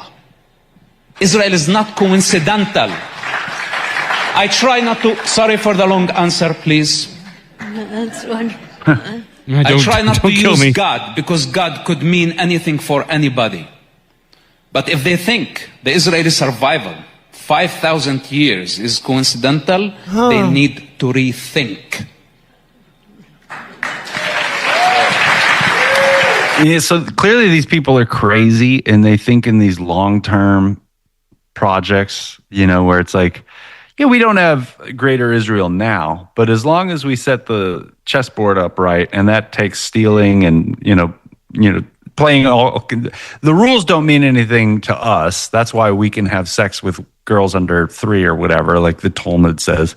Like, those are the rules they abide by. And the Goyim, they really do think like, no, we'll feed you the slop. This is why you get kosher foods, because the kosher foods don't have trash in them. The rest of them do. And, I suppose Epstein was one of these supremacists.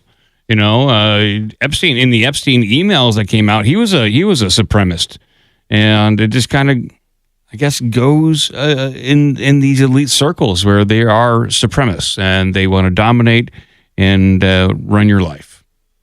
So this will be the last one, I promise. This is the last one. This is the really last one. This is the really last one, and this is a more fun way to end that I think does kind of encapsulate what is happening and why it's so hard for people to get their heads around this, because most people are more afraid of being called racist or anti-Semitic or anything else. And I wonder if this has something to do with it.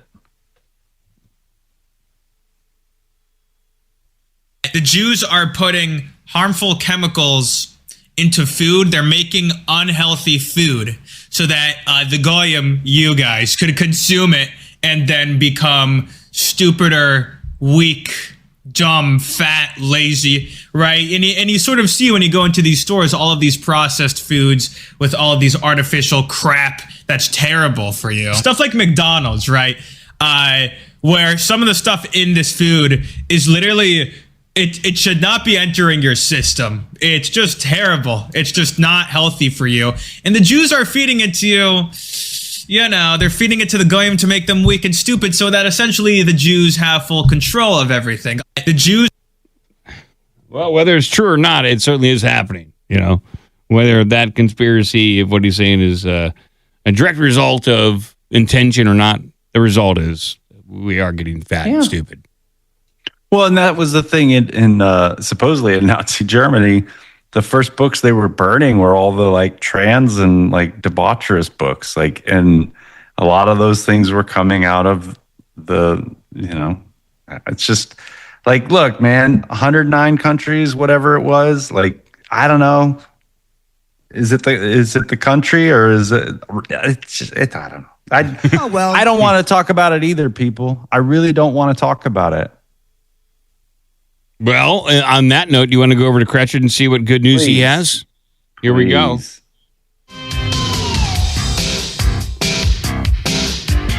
me some alcohol!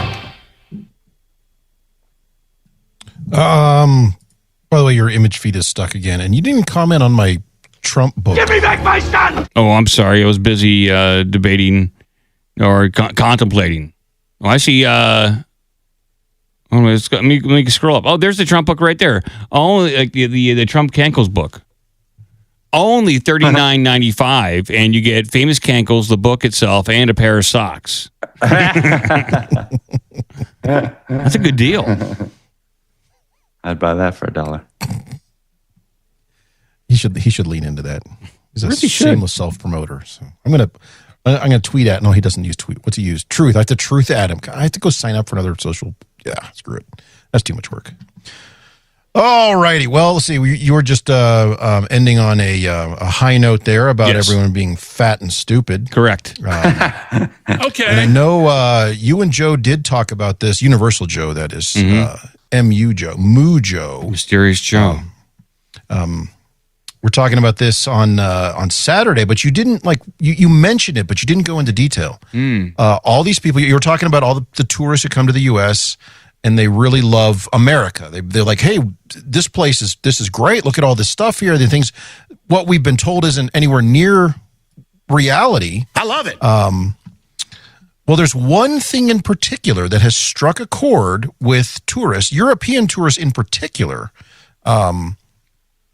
They love ranch dressing. Oh, my Lord. And so even the TSA has had to come out and say, you cannot take gallons of ranch dressing on airplanes back through security. Yes, quote, please avoid chugging your ranch. TSA forced to issue warning to as foreign World Cup fans fall in love with American condiment. Oh, really? Well, if it's so good, this could solve the world's problems. Give ranch dressing to the Palestinians. Give ranch dressing to the Iranians. Just drop it everywhere. I think that'd be great. Yeah, just airdrop it. Yeah, carpet bomb everyone with ranch. Yes, the TSA has shared words of wisdom to World Cup tourists who may take bottles of ranch home from America this summer.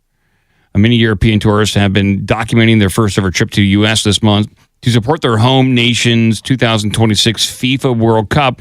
In the process, international soccer fans have discovered their love of ranch dressing, a popular condiment in America. But they just can't make it over there?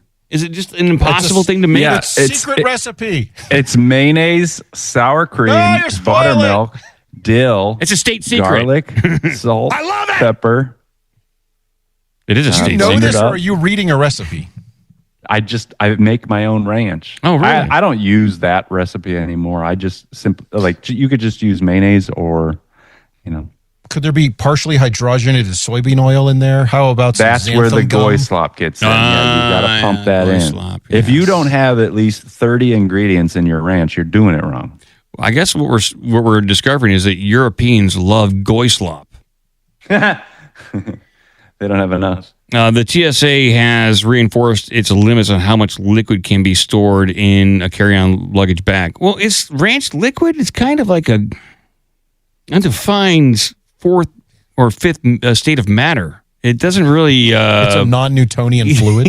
Yes, it is. It's not liquid. It's not a solid. It might be somewhat close to plasma.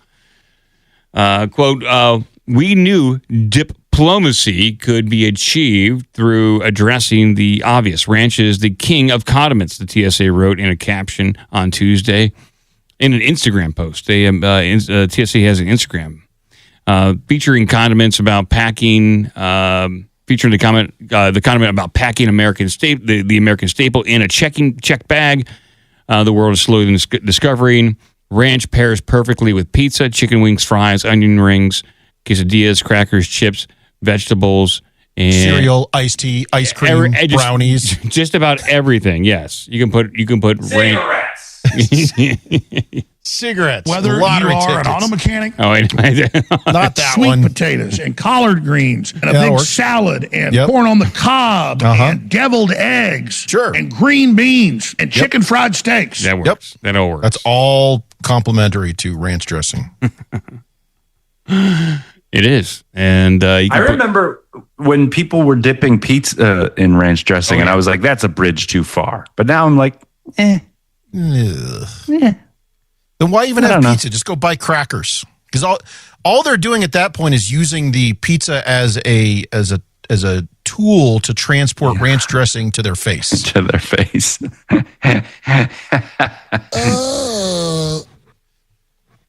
I can honestly say that I've never used ranch as like a condiment, but I've occasionally had Dorito ranch flavored, which is, occasionally pretty delicious. Ranch flavored? Cool ranch flavored. That's correct. Yeah. What I find interesting about it, and disappointing to a degree, is ranch Doritos do not taste a lot like ranch dressing. I like it. I like them a lot.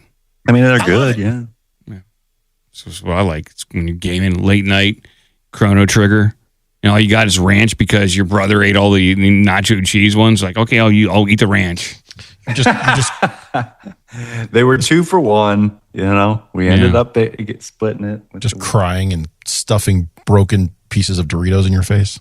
Speaking of He-Man and nostalgia, I was a little fat boy, and I used to love, I would either crush them up or I would just savor the bottom of the Dorito bag and just the dust. Oh yeah. It's I like to eat. I think we call those. You can legit buy that dust on Amazon. It's called chip sweepings. Chip sweepings.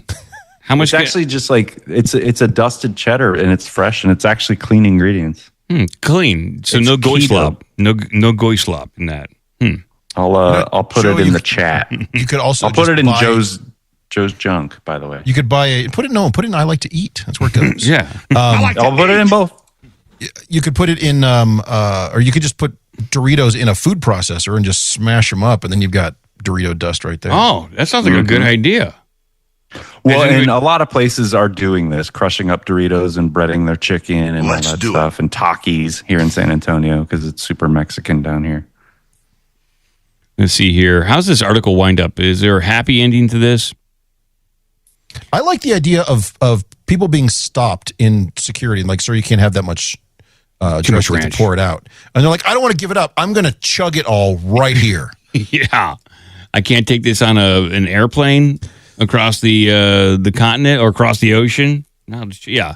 Then you're having all these Germans with stomach aches getting onto a plane, and then they're going to be crapping out ranch the entire flight. God. That is just not good. That's a disaster waiting to happen. Just let them take it over there, and then they'll reverse engineer when they get over there. Reverse engineer it. Yeah, They've it's got like- scientists waiting. It's like crashed alien tech. They don't know how to deal with it.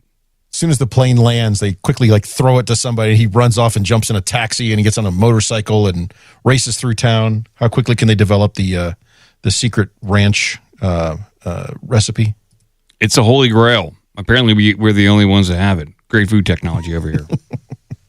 Well, this is only ones who developed the technology to make ranch dressing. I have a follow-up story on this. Oh yes, I was going with local news. Fantastic. And I did find a photo of the U.S. Air Force loading. I did see that. Ranch dressing. I put that up there. It looks like it's fully loaded, and just injecting that entire plane full of white stuff. Anybody have any white? Do you have any white stuff? Yeah. I couldn't remember the term white out. What's that white stuff that you that put makes on white stuff? dope? Yeah. Ranch. Yeah, ranch dressing. Get him ranch. He needs ranch right now. The president needs ranch. Smear it on there. Here is some local news. If I can get it to load. Load it up. Load it up. Loading it up.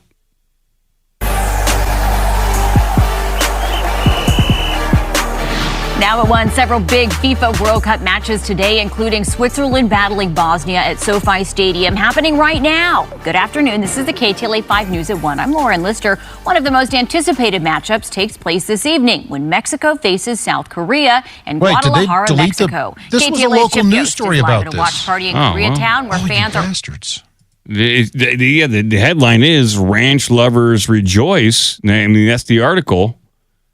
It was a top story. It's no longer a top story, Gretchen. I think they've changed it out because that was last week.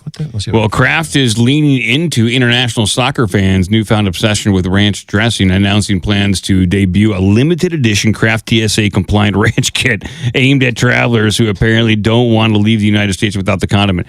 I gotta say, this is top notch work on Kraft's part to see the trend and turn something around, because these people are leaving pretty soon, you know. You got to get this product in their hands.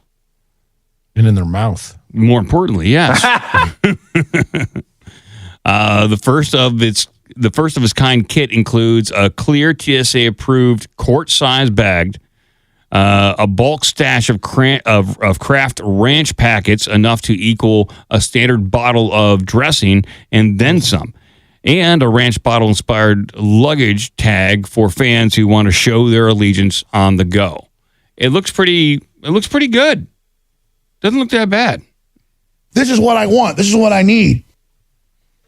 I wonder if you could dehydrate ranch dressing and then you could smuggle it back to Europe and rehydrate it there. NASA has that technology for astronauts who need That's like ranch seasoning. It's a good call. Just go to the store and pick up the ranch packets. This is like not a challenge, people. No, it's a big deal. The upcoming release follows videos of international fans sampling the condiment that have gone viral in recent weeks. The TSA has even joined the conversation. One world, one ranch, the agency wrote on Instagram. Wow, they're really getting political there. No, it's good Kraft's doing this. I wonder if I can buy this. Where can I buy this? I'm looking for it right now. Has it been sold out? Is another thing I can't buy? Right. They announced it, but I have not found the website that Kraft is actually going to run to let you buy this. What is all this stuff? Yeah, they advertise something that I would obviously want, and they don't allow me to buy it. Get this. This is something I'm going to tweet at them that this is false advertisement. They're causing me. Tell them you're flying to Europe next week. You need ranch dressing.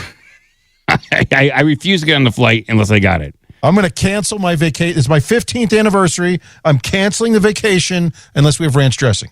Yeah. I am not going to Italy without ranch. I have to have it. I have to have my ranch. I want it. You take it to the small mom and pop cafes. Order their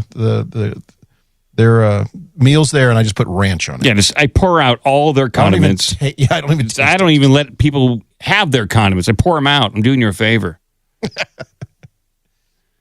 Yeah, okay. Well, I guess for travelers hoping to snag one, you got to go on Kraft's Instagram account and look for updates. I got to monitor this thing 24/7. I guess I can get Claude to monitor this for me. Build a bot. Kraft bot. Kill some birds. I need a ranch bot to monitor this thing. All right, Gretchen. What else you got? We got to see if there's any other good news out there. All righty. You got to bounce money.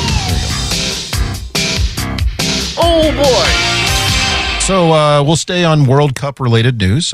People discovering the great things about America, and in this case, some specific fans having challenges with life in America. If you recall, the last show I was on, we discussed some fans flying over from Europe, and they ran out of beer on the plane. Yeah, it was causing all sorts of problems. Big deal. Well, now that that problem continues, and there's liquor stores running out of liquor.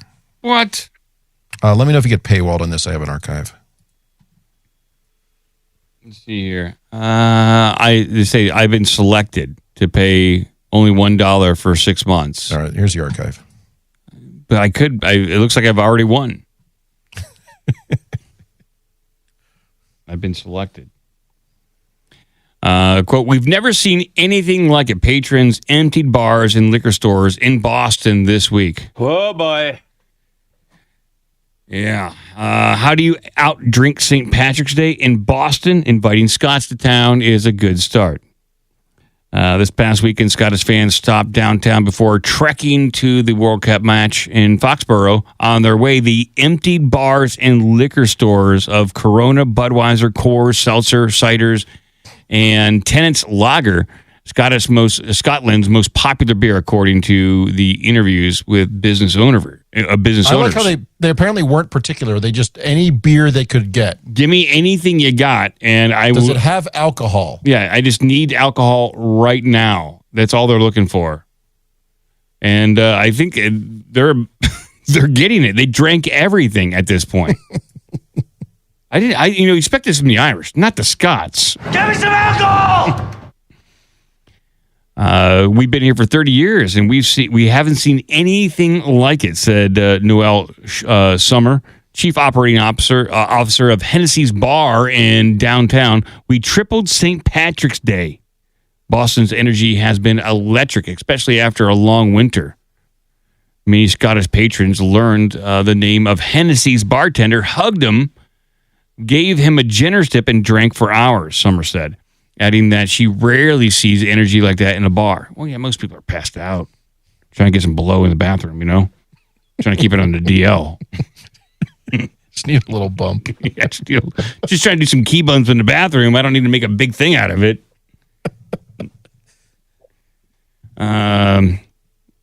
Quote, they brought the fun back that was lost. Oh, they're calling the regular patrons a bunch of wet sacks.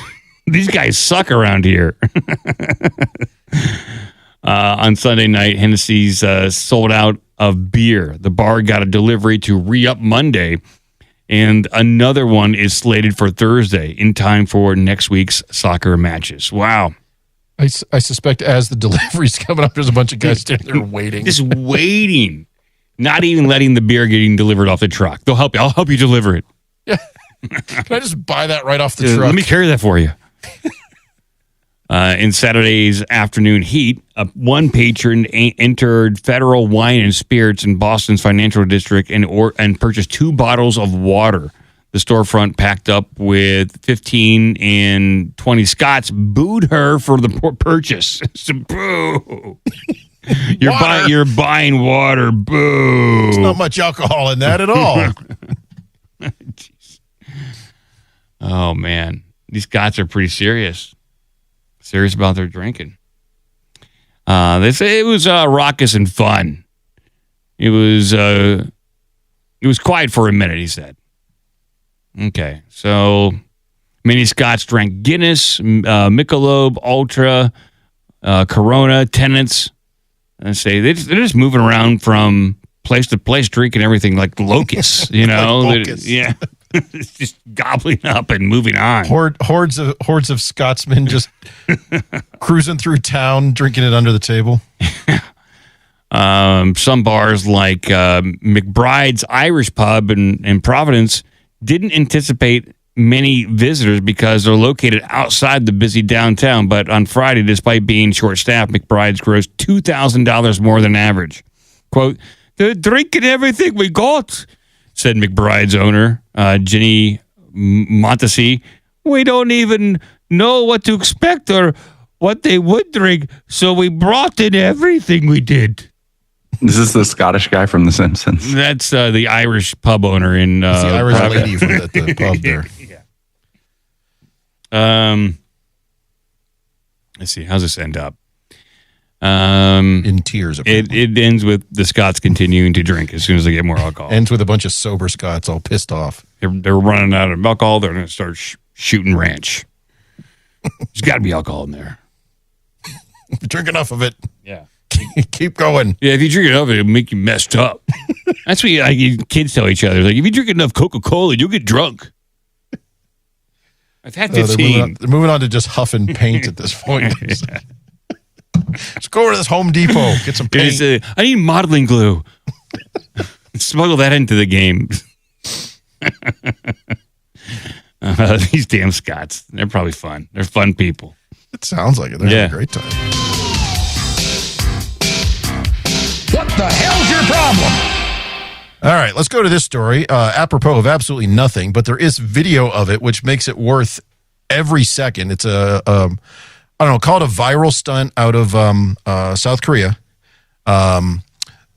We've all noticed this on Zoom calls and Teams calls. There's people who are clearly driving their car, going wherever they're going, running errands. They're not working. But here's a guy who wondered, what if I was on a roller coaster during a Zoom call? That's the ultimate test. It really is. That's the ultimate one. Turns out, yes, your coworkers will notice if you're riding a roller coaster during a Zoom meeting. Man, I got mixed emotions about this one. Yeah, I do too. Roller coasters are having a bit of a viral moment. Just recently, I wrote about a guy who was banned from all Six Flag parks after eating chicken McNuggets on a roller coaster. They'll ban you for that? That seems like a perfectly normal thing to do.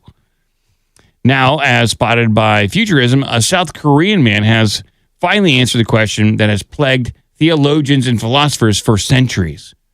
Will anyone notice if you're riding a roller coaster during a Zoom meeting? The answer is absolutely, of course, yes, without question. And it's funny to watch. It's just as funny as to watch as you imagine. Okay, they got a little video of this. It's obviously in Korean, so that means you'll need the audio to get the joke. But we can play. It's just a guy with a green background. So green screen background. So he's put a green screen background behind him, and then he has clearly set up the thing in Zoom to show me in my office but I have a green screen in the video, and he's just being jostled around, and they know something's going on. he's trying to get what's going on? It looks like you're not paying attention during the meeting. By the way, Dan, why do you keep disappearing? Oh, he keeps getting tossed side to side, too. The only thing that would make this better if he was also masturbating. Yeah, pulling one of those old scams. Porque no los dos. I kind of want to hear it. Let me play. See if I can play it. 자, 다들 주말인데 네. 고생 많습니다. 반갑습니다. 자, 다들 주말인데 네. 고생 생각을 합니다. 알아주세요. 잠깐, 다시 정전이 회의 됐었나 봐요. 집중해주세요. 지금 가장 중요한 건 조회수입니다. 조회수를 살려야 돼요. 네, 살려야. 남서 오늘 왜 이래? 아니, 노트북이 좀 떨어질 뻔해서. 남주사. 야, 남영씨. 지금 집 아닌 거지? 예. 시속 40km로 고래문화마을을 질주하는 우인즈 카트. 울산 남구 장생포에서 만나요. 넌 또 뭔데? Very funny, very funny. Obviously, this was a bit or something like that, right? But it was very well done. Very well done. You got a quick one, Cratchit, that we can go out on?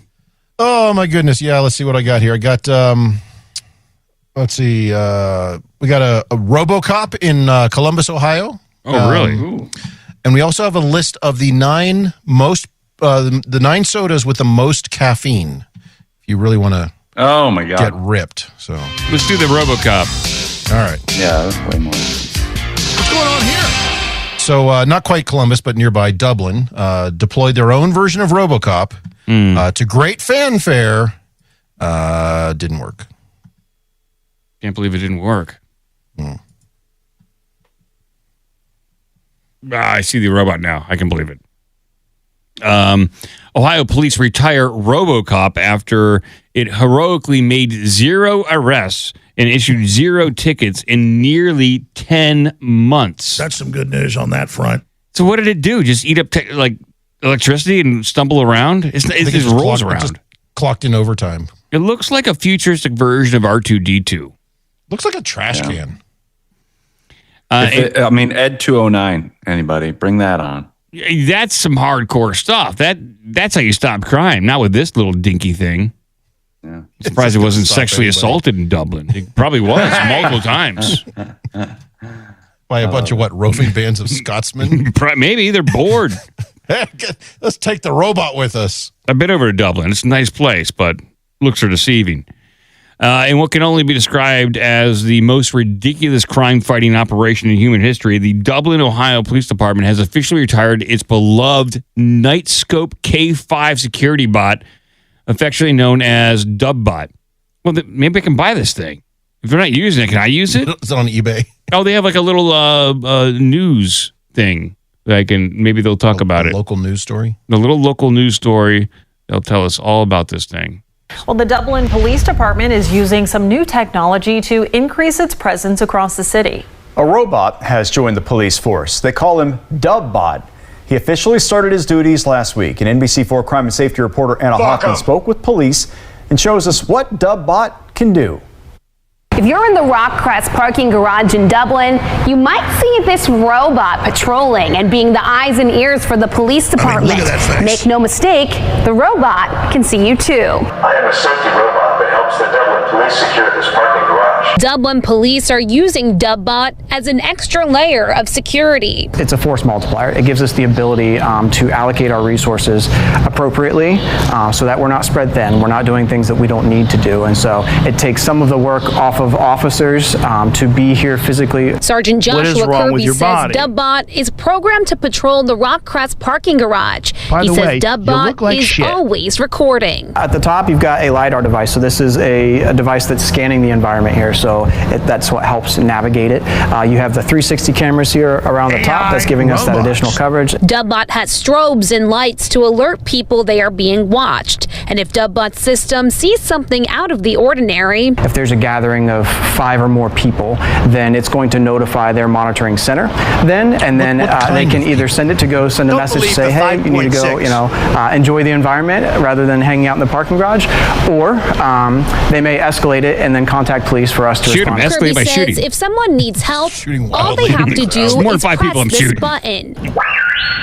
And you can communicate with police through DubBot. Just think a giant cell phone, essentially, of dispatch can talk to the individual, and the individual can talk through the robot, through a microphone in it, to communicate whatever they may need. DubBot will be getting a friend this fall. His name will be Bridgewalker, and he will be patrolling Riverside Crossing Park and the Dublin Link Bridge. This robot program is costing the city of Dublin around $238,000. Local for you in Dublin, I'm Anna Hoffman, NBC4. Thanks for watching. For more police officers, shut the fuck up. NBC4 streaming app. You'll get. Obviously, it was a failure. We don't know what happened to Bridgebot, but maybe he'll be retired next. It's still up there. They're still walking the bridge. It's still up on the bridge. Can't get off. Well, thank you everyone for hanging out for this Wednesday show. We learned a lot. Did we? A lot. I think so. Learned a lot about these police robots. Israel still continues to want to dominate us. Nothing's changed in that front. And let's see. Dorito dust. The Dorito dust. Purchasable. Yeah. Everyone loves ranch, and there may be jellyfish drones out there. I did find a photo. I know it's late in the show. I did find a photo of what's happened to DubBot since its retirement. Okay, check it out. It did connect with some of the Scots. Oh, he's drinking. Yeah, okay. It's at a World Cup game. This could be a problem. Why not? It's retired. Yeah, he can do anything he wants. I think within reason. Arrest people. Yeah, within reason. Well, thank you, everyone. We'll be back on Saturday at 10:30 a.m. Eastern Standard Time. Saturday fun day, Eastern Standard Time. Okay. It's kind of a weird time. But we're going to make it work. Because it's not, people listen later anyways, It's on demand. You guys can download it whenever you want, watch it whenever you want. So it doesn't really matter when we do it live. Not really. I think some people like to call in. Yeah. And some people who work listen live. That is true. Some people do like to call in. But we're going to have a new group of people, of early birds, who might be able to call in. A whole new group of people. Whole different demographic. Yeah. Right. So much poison ivy. What are you doing with the poison ivy? Are you out there rolling around? No, I protect myself, and I'm still getting poison ivy on my arms. I'm getting ticks, too. 1 star, would not recommend. Yep. Poison ivy's no fun, people. Nightmare. What do we use for the show art? The ranch dressing airplane or Trump's Cankle book? Well, we also have the robot at the World Cup. Oh, yeah, that's a good one, too. Yeah, you're right. Well, thank you, Cratchit. Thank you, Joe. Shop the Goo, everyone. Yeah, chicken. And keep watching the skis. They're delivering ranch dressing by airplane now. I'll tell you what, $10,000. Well, you don't mean, Gene, I'm walking up on 3 demands, man. Okay, you're embarrassing me running around like an idiot in your trunks. Would you move to Minnesota so we can get married there the first chance we get?